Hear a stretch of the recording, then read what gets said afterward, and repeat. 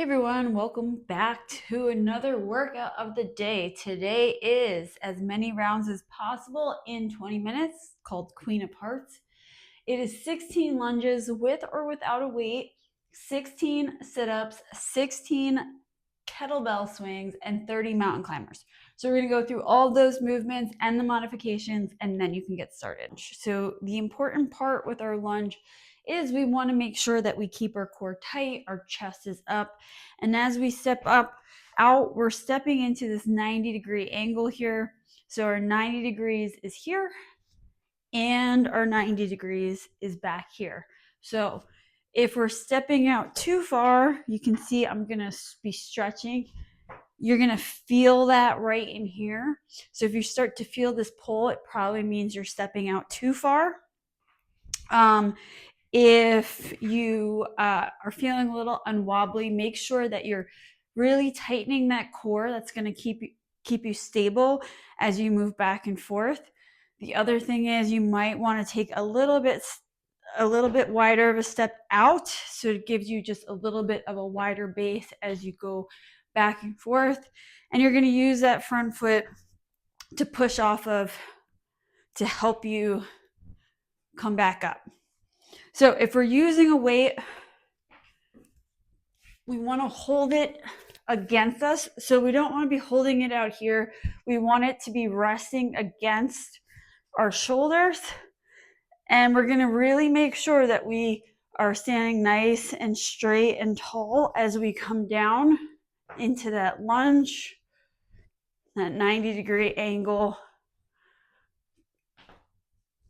like so.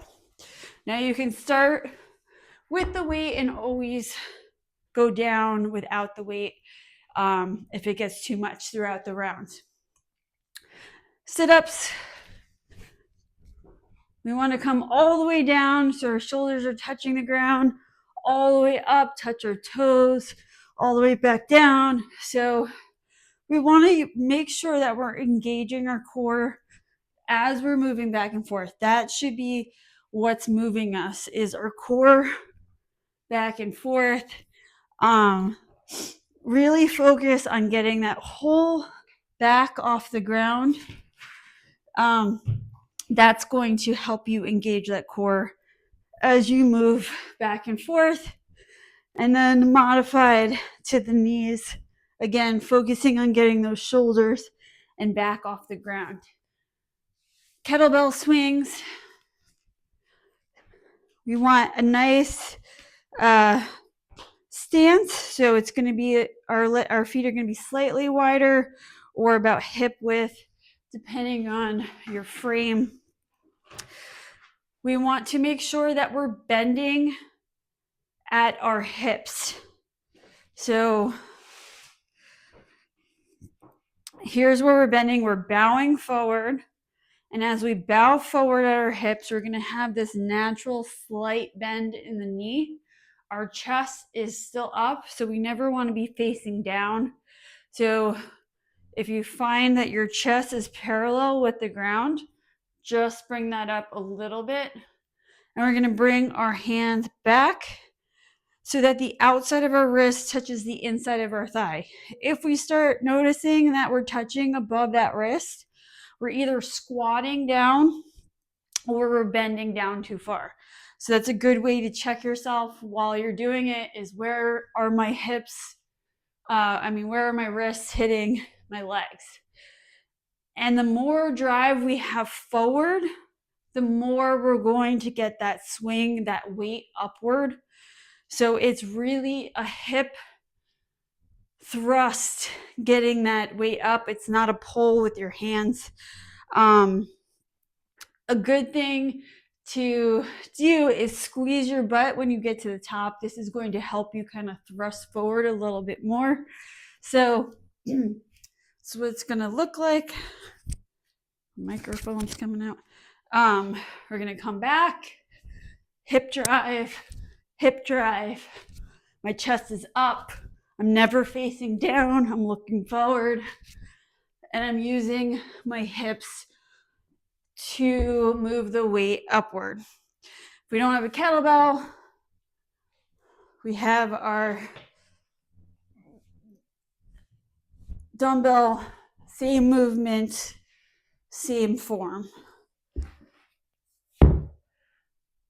The last movement is our mountain climber. So in order to get in a good position for a mountain climber, we want to get on all fours here. So our hands are even with our shoulders. We're in a nice tabletop stance. We're gonna place our toes down on the ground, and then we're just going to lift our knees off the ground.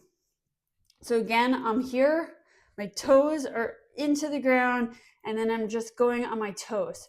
So we don't want to be up here, or I don't think you can get really further down, but we don't want to be up here doing the mountain climber. That's what I see a lot. So just bring those knees up, and we're going to march back and forth. And we really want to have that continual movement as we switch back and forth to our legs. If we can't get down on the ground, we can use a box or bench. And we're going to lean onto the bench, and we're going to tap back and forth. So that is the workout of the day. You're going to keep going through those rounds for 20 minutes. Make sure you set the timer. Make sure you're stretching beforehand. And I will see you on Thursday.